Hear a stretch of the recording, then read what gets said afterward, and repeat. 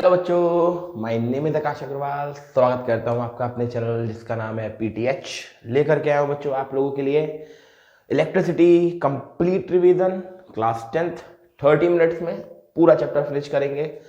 जितनी बारीकियां होंगी वो सब बताने की कोशिश करूंगा आप लोगों को विथ फॉर्मूले। बस आप लोगों को अच्छे से कॉपी पेन लेकर के, मैं बार बार यही चीज बोलता हूँ, कॉपी पेन लेकर के आपको उन चीज़ों को नोट डाउन करते रहना है बढ़िया तरीके से एकदम, ठीक है। और जो भी बच्चे चाहें डिस्क्रिप्शन में जा करके पीडीएफ लिंक ले सकते हैं और पीडीएफ डाउनलोड कर सकते हैं, ठीक है बच्चों। तो स्टार्ट करते हैं बच्चों अपनी जर्नी को बढ़िया तरीके से। इलेक्ट्रिसिटी पूरा देखना, अच्छे से देखना, मैं बार बार कह रहा हूँ कंप्लीट देखना, अच्छे से देखना। जहाँ पे कोई मैं फॉर्मूला आपसे पूछूं तो आप पॉज करके एक बार बताने की कोशिश कीजिएगा, ठीक है। बाकी मैं तो करा ही रहा हूँ, ठीक है। स्टार्ट करते हैं, ठीक है बच्चों। देखते हैं भाई, अगर हम इलेक्ट्रिसिटी की बात करते हैं, ठीक है, अगर हम इलेक्ट्रिसिटी की बात करते हैं तो इलेक्ट्रिसिटी की सबसे पहली चीज जो आती है वो आता है इलेक्ट्रिक चार्ज। वो आता है इलेक्ट्रिक चार्ज। भाई सब कुछ इसी की बात है, इलेक्ट्रिक चार्ज है ना। तो वो इलेक्ट्रिक चार्ज को डिस्कवर किया था कूलॉम साहब ने। अभी के लिए आप इतनी बात ध्यान रखो, कूलॉम साहब ने। दैट्स वाई बच्चों इसकी ऐसा यूनिट मानी गई, इसकी ऐसा यूनिट मानी गई कूलॉम, ठीक है। इसकी ऐसा यूनिट क्या मानी गई? कूलॉम। ध्यान रखेंगे आप लोग। इसको रिप्रेजेंट किया गया क्यू सिंबल से, ये इसका सिंबल था। अब आपके ऊपर डिपेंड करता है, आप कैपिटल क्यू से भी मान सकते हो, स्मॉल क्यू से भी। 10th क्लास तक अभी कोई रिस्ट्रिक्शन नहीं है इसमें। आप चाहे क्यू से मानो, चाहे कैपिटल क्यू से मानो, चाहे स्मॉल क्यू से मानो, वट किसी से भी मानो। लेकिन क्लास 11th 12th में जा करके ये चीजें आपको थोड़ा सा ध्यान रखनी पड़ेगी, ठीक है। तो इलेक्ट्रिक चार्ज हो गया स्केलर। ये एक बच्चों स्केलर क्वांटिटी है, मानी गई ऐसी बात कि ये एक स्केलर क्वांटिटी है। और मोस्टली ये फ्लो होता है बच्चों इन कंडक्टर, फ्लो होता है इन कंडक्टर। आपको पता है कंडक्टर्स क्या होते हैं, कोई दिक्कत वाली बात नहीं। जैसे जनरली अगर मैं आपसे पूछता हूँ कंडक्टर्स क्या होते हैं, तो आप जनरल वे में तो बस यही कहोगे सर जितने भी मेटल्स होते हैं या फिर एलॉयज होते हैं वो क्या होते हैं बच्चों, गुड कंडक्टर माने जाते हैं। बहुत बढ़िया बात। आगे जाके बताऊंगा भी आप लोगों को कि आप कंडक्टर को कैसे और फील कर सकते हो, ठीक है। इलेक्ट्रिक चार्ज का बच्चों फॉर्मूला दिया गया प्लस माइनस एन ई, ये आपको याद रखना है, ठीक है। Q is equal to plus minus N E. यहाँ पे आप लोग को एक कुछ बातों का याद रखना है कि ये ई एन क्या होता है? एन होता है नंबर ऑफ इलेक्ट्रॉन्स। बहुत बढ़िया बात। अब कह रहा सर इलेक्ट्रॉन्स जरूरी नहीं बेटा, प्रोटॉन्स। और जरूरी नहीं बेटा इलेक्ट्रॉन प्रोटॉन्स, आप सीधे कह सकते हो चार्ज पार्टिकल, ठीक है जी। कोई भी चार्ज पार्टिकल, कोई दिक्कत वाली बात ना है, ठीक है। और ई क्या होता है? ई होता है charge on electron. Yes, charge on electron. क्या सर कितना होता है? वो होता है बच्चों 1.6 10⁻⁻19 ऑफ कूलॉम। अब आप पूछोगे सर ये प्लस माइनस क्यों लगा है? एक्चुअली बच्चों क्या होता है, जो क्यू होता है हमारा वो दो तरीकों से डिवाइड है, एक पॉजिटिव चार्ज में और एक है नेगेटिव चार्ज में। पता ही है आपको कि भाई एक पॉजिटिव चार्ज होता है और एक नेगेटिव चार्ज होता है, जिसकी वजह से मेरे को यहाँ पर प्लस और माइनस रखना पड़ता है। एक्चुअली बच्चों अगर इलेक्ट्रॉन होगा तो आपको पता है नेगेटिव 1.6 इंटू 10⁻⁻19 रखना पड़ेगा मेरे को। और मे भी अगर प्रोटॉन हुआ तो बच्चों मेरे को रखना पड़ेगा प्लस का 1.6 इंटू 10⁻⁻19 ऑफ कूलॉम। बहुत अच्छे से इन बातों को ध्यान रखना है। ये कुछ मैंने चार्ज की बातें करी हैं जो बहुत अच्छे से तुम लोग को या तो स्क्रीनशॉट ले लेना है बच्चों आप लोगों को, या फिर आप इसको नोट डाउन कर लो जैसा आपको ठीक लगे, ठीक है। बढ़ते हैं आगे की तरफ। हाँ तो बच्चों जैसे आगे हम लोग बढ़ते हैं कि भाई लाइक चार्जेस और अनलाइक चार्जेस क्या है ना जी। लाइक चार्जेस और एंड बच्चों अनलाइक चार्जेस ये क्या होते हैं? देखो कोई इतनी बड़ी बात नहीं है, नाम में सब कुछ है ना। Like charges are the similar charges, ठीक है जी। और जो आपके ये होते हैं अनलाइक चार्जेस, इनको बोलते हैं हम लोग अपोजिट चार्जेस। कौन से? Opposite charges. ध्यान रखना है इन चीजों को, ठीक है। एक्चुअली बच्चों क्या होता है, जैसे मान लो यहाँ पे एक पॉजिटिव है, यहाँ पर एक पॉजिटिव है, तो यार ये पॉजिटिव तो ये दूरी भागेंगे एक दूसरे से। तो ये ध्यान रखा करो, रिपेल करते हैं। ये क्या करते हैं? Repel to each other. बातों को आपको बहुत अच्छे से ध्यान में रखना है, ठीक है। अब यही बच्चों यहाँ पे मैं नेगेटिव ले लूँ, यहाँ पर मैं पॉजिटिव ले लूँ, तो ये होंगे इधर से इधर, इधर से इधर, यानी कि अट्रैक्ट टू ईच अदर। बहुत बढ़िया बात। इन चीजों को थोड़ा सा ध्यान में रखना है बच्चों, ठीक है, क्योंकि छोटी छोटी चीजें हैं, यही चीजें बच्चों को दिक्कत करती है। Not a contract, it's attract, ठीक है। ध्यान रखना, ठीक है। Is attract to each other. बहुत बढ़िया बात। क्यू का फॉर्मूला आप लोग को आ गया, Q is equal to plus minus N E, ठीक है। अब एक्चुअल में बच्चों मैं आपसे अगर पूछता हूं, जैसे मान लो ये कंडक्टर है, मान लो ये कंडक्टर है। अब जैसे चार्ज जो होता है वो यहां से यहां की ओर ट्रेवल करना शुरू होता है, ऐसे ऐसे करके, ठीक है। ये होता है सरफेस, इसको बोलते हैं सरफेस चार्ज। कौन सा चार्ज? Surface charge. जैसे आपने देखा होगा कई बार आप स्केल को लेते थे, बालों पे रब करते थे, ऐसे ऐसे करके, ऐसे ऐसे करके, ऐसे ऐसे करके, फिर आप कागज की तरफ ऐसे करके रखते थे, तो कागज जो थे उसकी ओर मैग्नेटिक फील्ड बना करके, इलेक्ट्रिक फील्ड बना करके अट्रैक्ट हो जाते थे। तो वही चीज बच्चों यहां पर है, बिल्कुल सरफेस पर चार्जेस होते हैं, ऑन द सरफेस।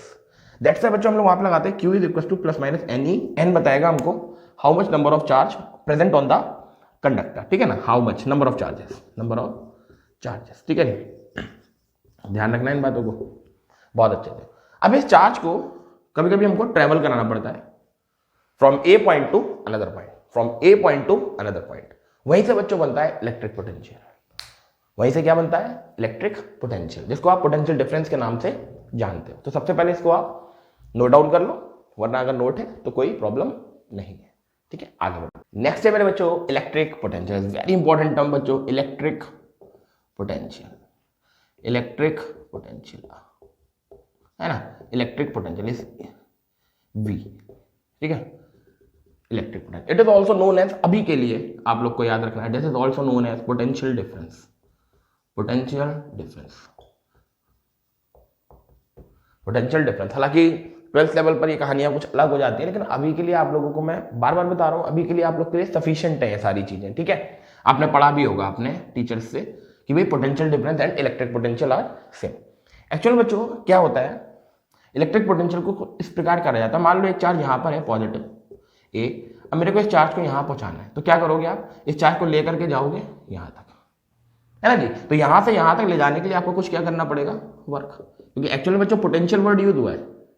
जहां पर पोटेंशियल वर्ड यूज होता है बच्चों, वहां पे वर्क का काम आना ही आना है, आना ही आना है, आपको पता ही है, ठीक है। तो यहां से यहां तक चार्ज को ले जाने में आपने वर्क किया, तो यही बनता है इलेक्ट्रिक पोटेंशियल। तो electric potential is defined as the electric potential is defined as the net work done per unit charge। जिस भी चार्ज को आप पकड़ के ले करके गए हो, वही चार्ज, उसका रेशियो क्या कहलाता है आपका, electric potential. It is denoted by V and V is equal to net work done from A to B upon charge यानी कि Q। क्या सर AB का मतलब, एक्चुअल में ऐसे नहीं लिखते हैं, लिखने का तरीका ये होता है कुछ, जिसका मतलब ये है कि हम चार्ज को A से एक B की तरफ लेकर के गए, ठीक है। अब इसकी कुछ बातें कर लेते हैं आप लोग, बढ़िया बढ़िया सी, जो आप लोग को ध्यान रखनी है। जैसे अगर मैं आपसे कहूं इलेक्ट्रिक पोटेंशियल एक स्केलर क्वांटिटी है, इलेक्ट्रिक पोटेंशियल एक स्केलर क्वांटिटी है, यस ये एक स्केलर क्वांटिटी है, बहुत बढ़िया बात। दूसरी चीज, इसकी यूनिट देखिए आप, आपको ध्यान रखना पड़ेगा। Actually V is equal to W upon कितना, चार्ज, कूलॉम। जूल में होती है ये कूलॉम में होती है, मींस 1 जूल पर कूलॉम। इसी को हम बोलते हैं वोल्ट। क्या बोलते हैं, वोल्ट। ध्यान रखेंगे बच्चों की, यही वोल्टेज है। ये एक बहुत महान आपके वैज्ञानिक, महान साइंटिस्ट, उनके नाम पर ये नाम दिया है वोल्ट, ठीक है। तो ये 1 जूल पर कूलॉम को हम लोग क्या बोलते हैं, 1 वोल्ट। क्या बोलते हैं, 1 वोल्ट, याद रखेंगे। यानी कि इसकी यूनिट हमको क्या मिली, वोल्ट, याद रखना पक्का जी। एक कूलॉम का मतलब 1 जूल एनर्जी, एक कूलॉम का मतलब 1 जूल वर्क या 1 जूल एनर्जी, ठीक है ना। इस चीज को बहुत अच्छे से ध्यान रखिएगा, ठीक है, पक्का। आगे समझ में, बहुत बढ़िया बात। यहीं पर मैं कुछ खास बातें कर लेता हूँ इसी की, इसे हटा देता हूँ मैं, नोट करते रहिएगा बच्चों, नोट करना अति आवश्यक है। तो यहाँ पे बच्चों आपसे कुछ इंपॉर्टेंट बात करता हूँ कि भाई इसको मेजर्ड किया जाता है किसी चीज से, है ना, कि भाई इलेक्ट्रिक पोटेंशियल मेजर्ड किससे किया जाता है ना। जो आपका इलेक्ट्रिक पोटेंशियल है ये आप किस चीज से मेजर करते हो, तो ये होता है मेजर्ड बाय पोटेंशियोमीटर पहले के टाइम पर, पोटेंशियोमीटर, और दूसरी डिवाइस है इसकी बच्चों, और volt meter,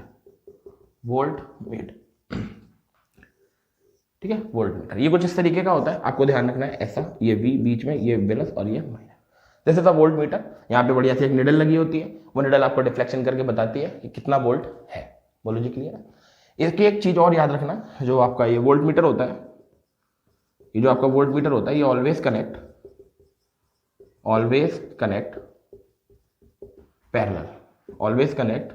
parallel in the circuit.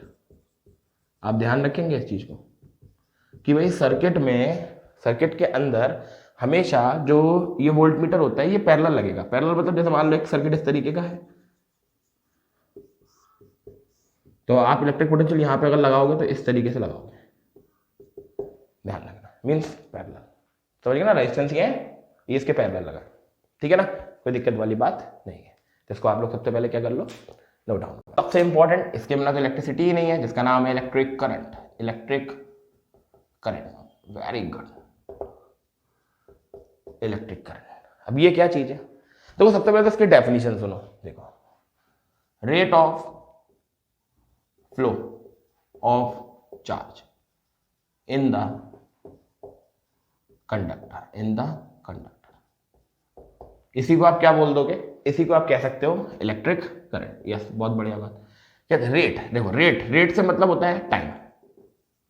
मतलब आप कोई कंडक्टर है ना, अब जरूर थोड़ी ना एक चार्ज कोई जब लेकर के जा रहे हो, अब ये चार्ज है, इतने सारे चार्जेस हैं, एक पॉइंट से दूसरे पॉइंट तक पहुंच रहे हैं अगर, तो कुछ तो टाइम को ले रहे हैं ना, उसी को हम लोग क्या कहते हैं, electric current.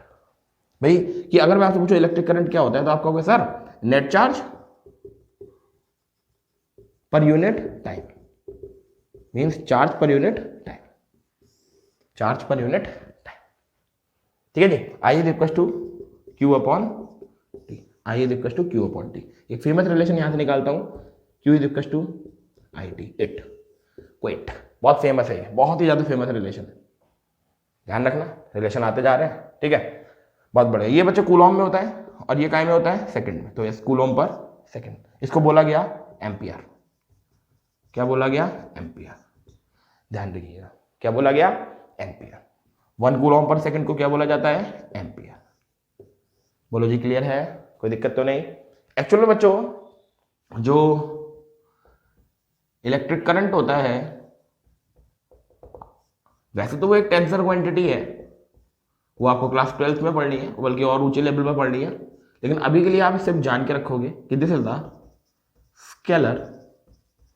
Scalar quantity. Yes, बहुत बढ़िया बात, ये चीज ध्यान के रखना है कि इलेक्ट्रिक करंट एक तरीके की स्केलर क्वांटिटी है, यूनिट इसकी एम्पियर रहती है, ampere is equal to 1 coulomb per second, Q is equal to I T, I is equal to Q upon T, is very important, इनको आपको अच्छे से ध्यान में रखना है, ठीक है।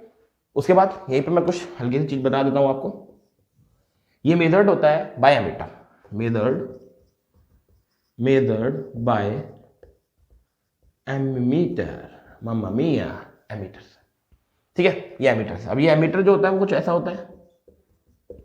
अब इस एमीटर के थ्रू बच्चों क्या होता है, करंट को मेजर किया जाता है। एक्चुअल में एक और डिवाइस होती है जिसका नाम होता है गैल्वेनोमीटर,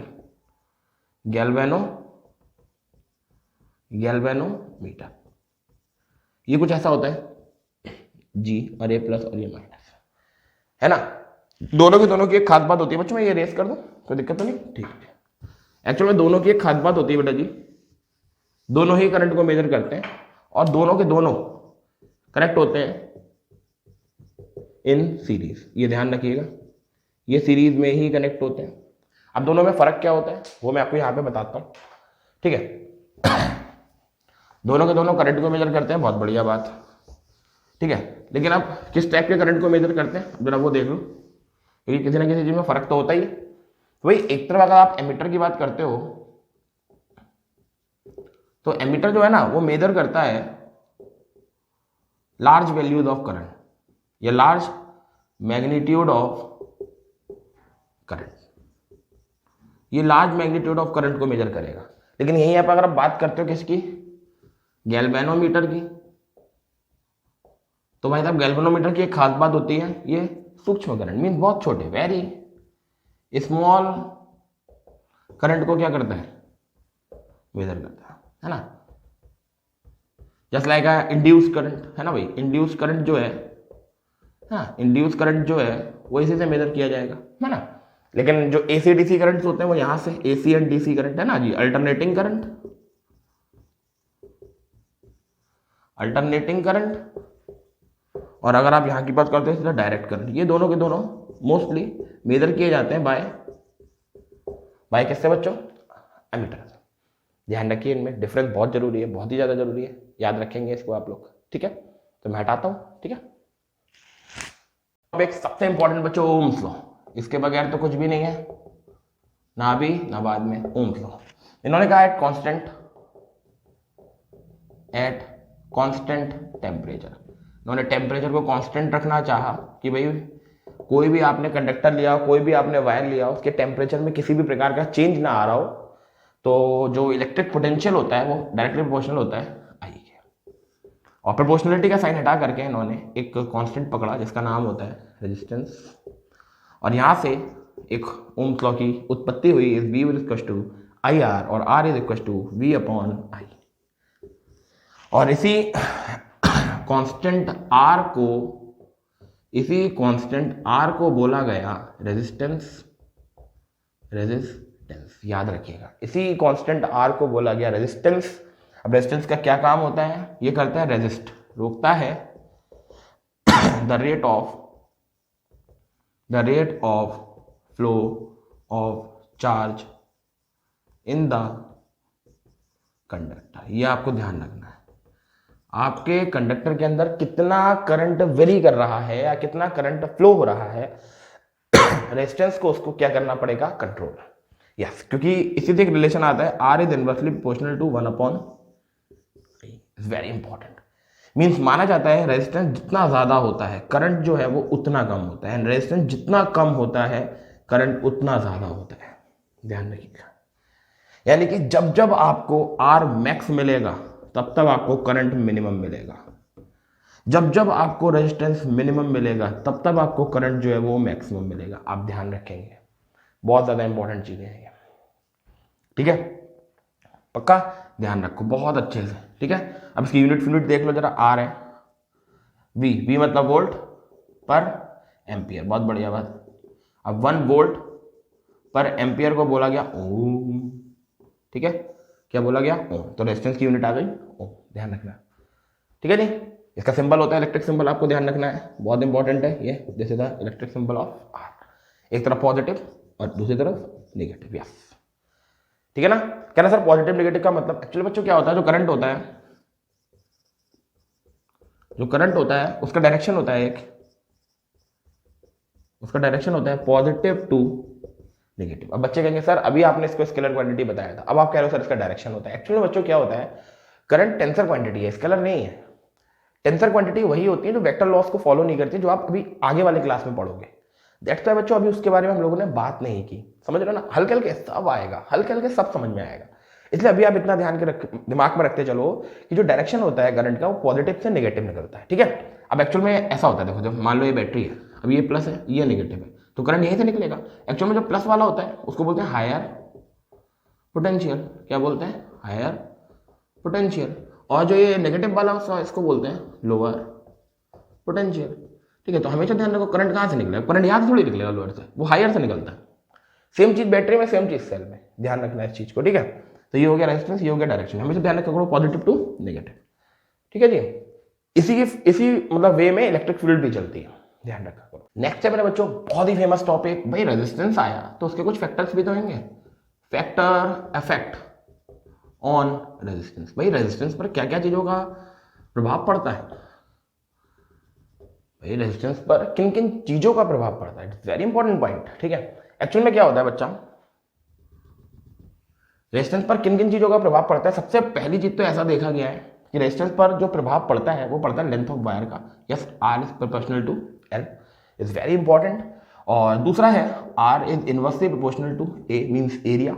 और तीसरा है R is directly proportional to temperature. And चौथा है बच्चों बहुत ही famous is nature of material, nature of material इस चीज का, ये चीजें बहुत इंपॉर्टेंट है। मींस माना जाता है ऐसा कि लेंथ बढ़ाओ रेजिस्टेंस बढ़ेगा, मींस मैंने उल्टा बोल गया, अगर लेंथ बढ़ी हुई है तो रेजिस्टेंस ज्यादा है, रेजिस्टेंस बढ़ा हुआ है तो क्रॉस सेक्शन एरिया आपको कम रखना पड़ेगा। यहाँ पे ए का सेंस है क्रॉस सेक्शनल एरिया, और एल का सेंस है यहाँ पर लेंथ ऑफ द कंडक्टिंग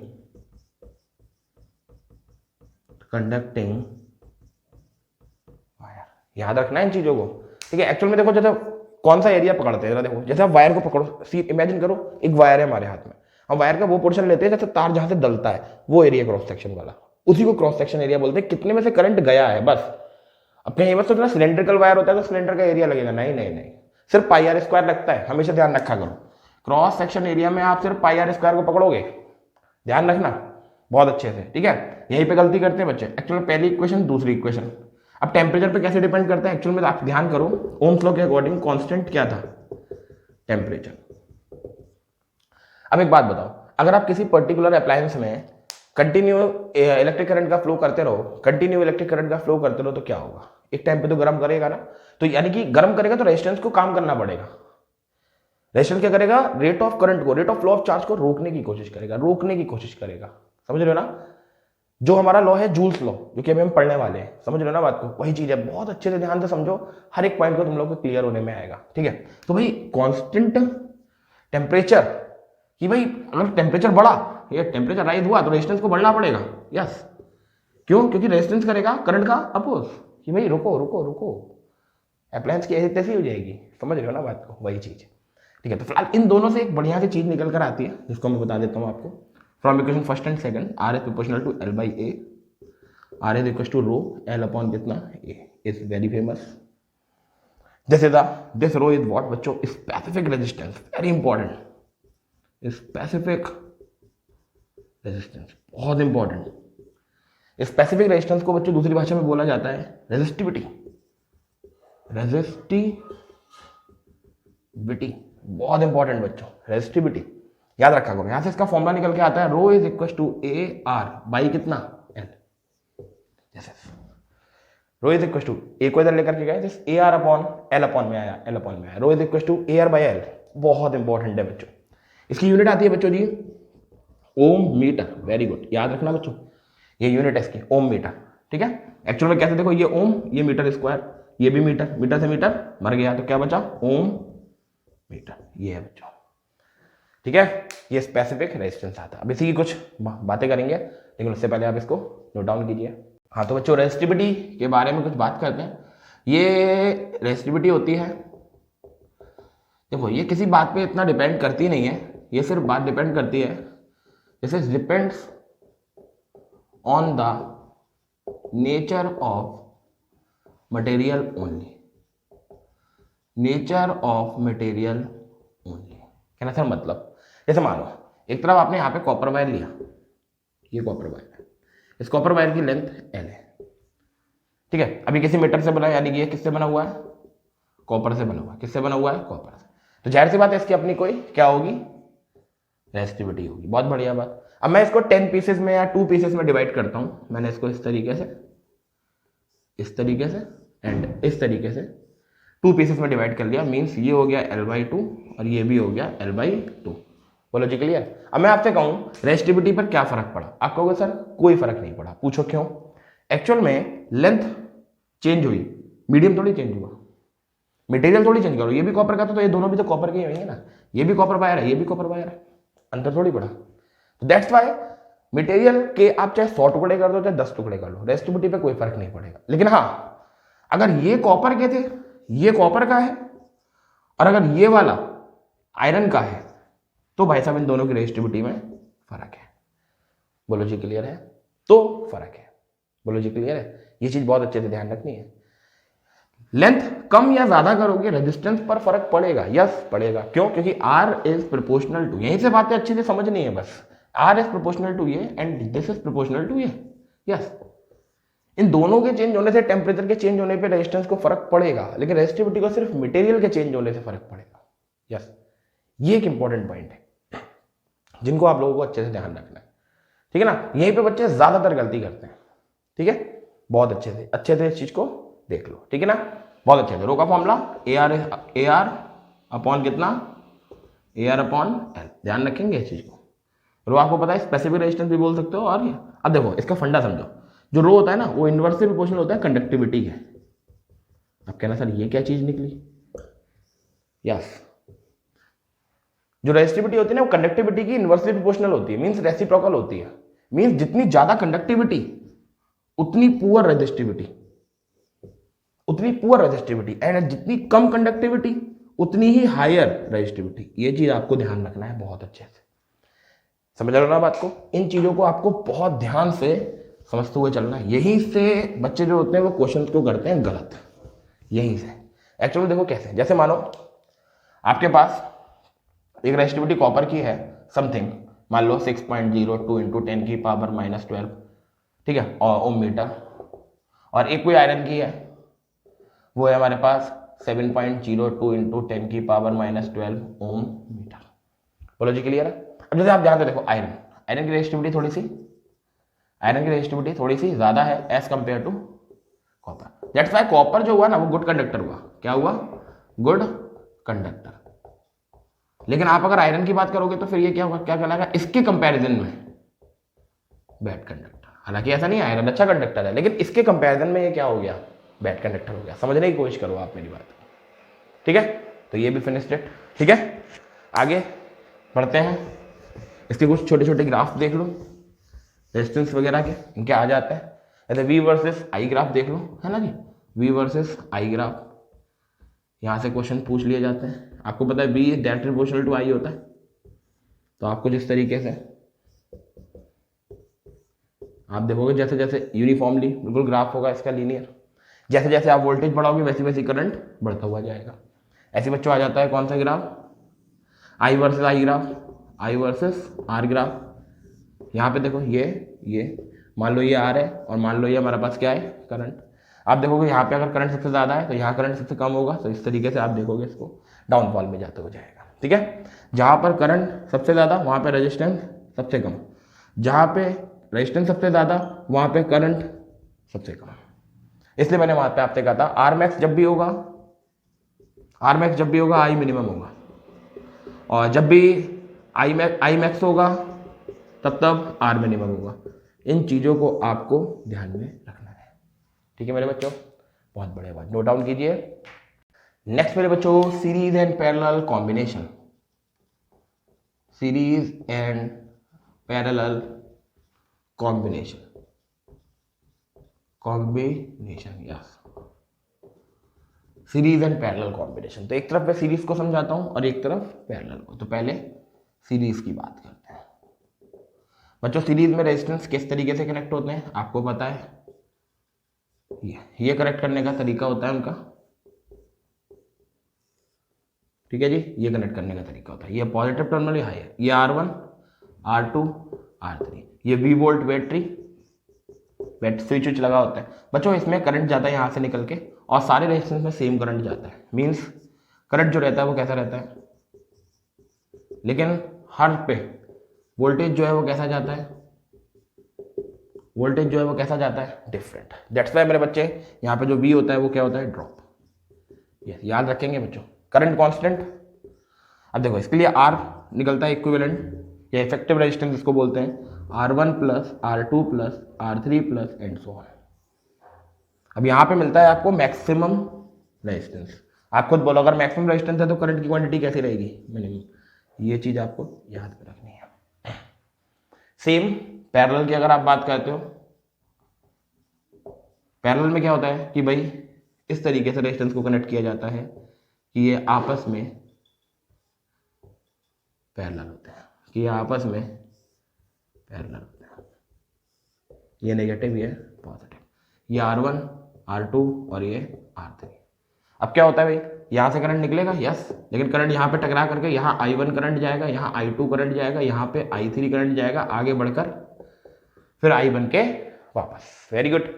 लेकिन यहाँ पर जो वोल्ट रहेगा इस पूरी बैटरी से जाने वाला वो हर जगह पे कैसा रहेगा, कांस्टेंट। यस, यहाँ पे करंट जो होता है वो ड्रॉप करता है और जो V रहता है वो कांस्टेंट रहता है। और मेरे बच्चों जो आपके पास अगर ये चीजें हैं तो यहाँ पे इफेक्टिव रेजिस्टेंस जो आएगा वो आएगा 1/R1, 1/R2, 1/R3 and so on. आपको याद रखना है ये चीज, ठीक है जी। उसके बाद बच्चे अगर हम बात करें तो यहाँ पर जो रेजिस्टेंस रहता है वो कैसा रहता है, मिनिमम। और अगर मिनिमम तो करंट मिलने की टेंडेंसी कैसी रहती है, मैक्सिमम। यानी कि अगर आपसे मैक्सिमम करंट कहता है और मिनिमम करंट कहते हैं तो आपको इस तरीके से कनेक्ट करने पड़ेंगे अपने रेजिस्टेंसेस, ठीक है बच्चों। नोट डाउन कीजिए।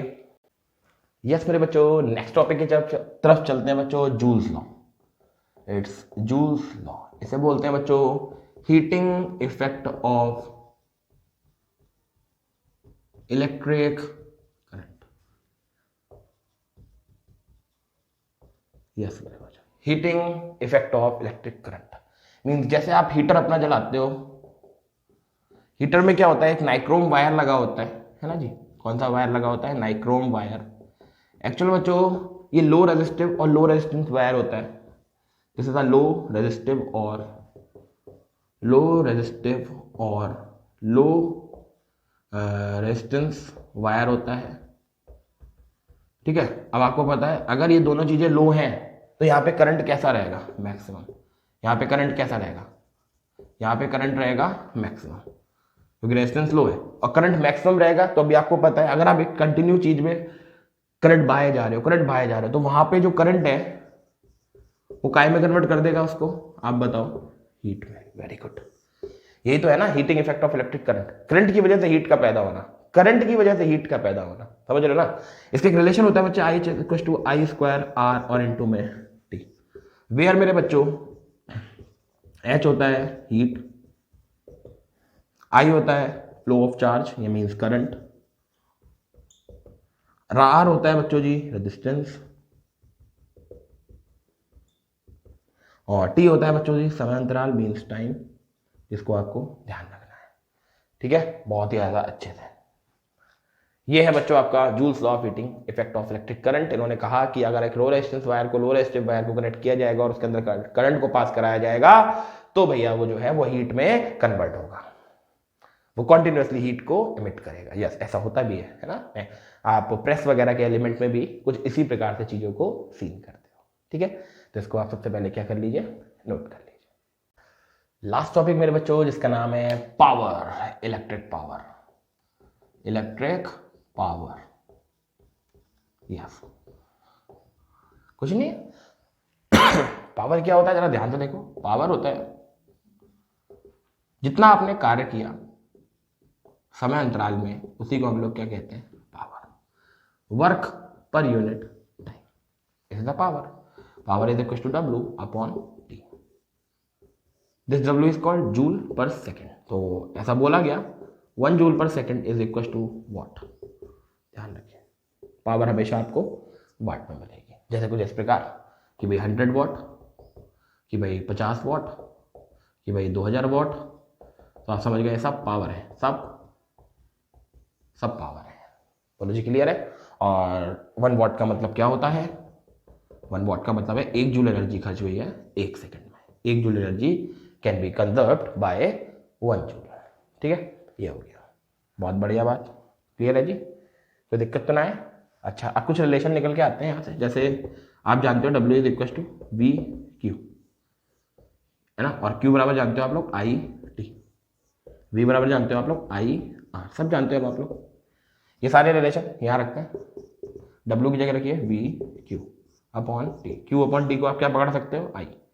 P is equal to V I means Vodafone Idea. This is the first important relation. उसके बाद आप V बराबर रख सकते हो आई आर, इस P is equal to I R into में आई, तो P is equal to I square और ये कितना R. This is the second important relation. उसके बाद आप I की जगह पर रख सकते हो V बाई आर, तो ये V यानी कि means V square by R. This is the second important relation. ये हमारे पास पावर के कुछ रिलेशन है, सॉरी बच्चों, ठीक है।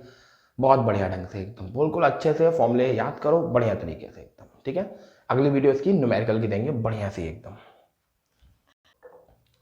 यस मेरे बच्चों लास्ट टॉपिक बच्चों अपने चैप्टर का जिसका नाम है इलेक्ट्रिक एनर्जी। इलेक्ट्रिक एनर्जी वहीं से उठाऊंगा इस टॉपिक को, power is equal to work upon time. तो W इज इक्वल टू P इंटू टी, यही वर्क कन्वर्ट होगा इलेक्ट्रिकल एनर्जी में P इंटू टी में। बस कुछ चीज़ें चेंज होंगी। ये जो पावर आप कंसिडर करोगे ये करोगे किलो वॉट में, और टाइम जो कंसिडर करोगे ये आप लोगे बच्चों काय में, आवर्स में। आपको ये चीज़ ध्यान रखनी है। पावर यहाँ पर होनी चाहिए काय में, किलो वॉट में, टाइम होना चाहिए यहाँ पर काय में, आवर्स में। तभी इसकी यूनिट निकल करके आती है बच्चों जी 1 kWh। यस इसी को बोलते हैं बच्चों इलेक्ट्रिकल एनर्जी, इलेक्ट्रिकल एनर्जी, ध्यान रखेंगे। इस KWH को ही बच्चे बच्चे हम लोग बोलते हैं 1 कॉमर्शियल यूनिट। जो हम लोग के घरों में मीटरों में रीडिंग आती है ना 1 कॉमर्शियल यूनिट, उसको हम यही बोलते हैं बच्चों। एक कॉमर्शियल यूनिट जो होता है वो 1 किलोवाट आवर के बराबर होता है, और एक किलोवाट आवर को जूल में कन्वर्ट करने के लिए 3.6 इंटू 10 की पावर 6 जूल से मल्टीप्लाई करानी पड़ती है। किससे? 3.6 इंटू 10 की पावर 6 जूल। ध्यान रखेंगे पक्का? हाँ, बहुत अच्छे से ध्यान रखना है, ठीक है। जैसे मान लो उन्होंने दे दिया भैया 3.5 KWH यूनिट आई है, हम जूल में बताओ, तो आपको सर 3.5 मल्टीप्लाई बाई 3.6 इंटू 10 की पावर 6 जूल। बोलो जी, क्लियर हो गई? पक्का आ गया समझ में अच्छे से? कोई दिक्कत? कोई दिक्कत नहीं। इसी को हम लोग एनर्जी कंजप्शन बोलते हैं। अब जैसे 1 HP इज इक्वल टू पूछ लिया जाता है 746 वॉट, ध्यान रखा करो। 1 mega watt is equal to पूछ लिया जाता है मेगा वॉट 10 की पावर 6 वॉट, ध्यान रखना है बच्चों आपको, ठीक है, बहुत अच्छे से, ठीक है, बिल्कुल। मुझे उम्मीद है बच्चों क्लियर हुआ होगा आप लोगों के लिए जितना भी मैंने आपके लिए समझाया। अगर बच्चों वीडियो पसंद आई हो तो प्लीज़ अपने फ्रेंड सर्कल में जरूर शेयर कीजिएगा, और अगर अच्छी लगी हो तो प्लीज़ एक लाइक जरूर कीजिएगा, और जो भी आपको डाउट हो वो मेरे को कमेंट सेक्शन में जरूर डालिएगा, मैं बताने की पूरी कोशिश करूँगा। जब तक के लिए ऑल द बेस्ट बच्चों।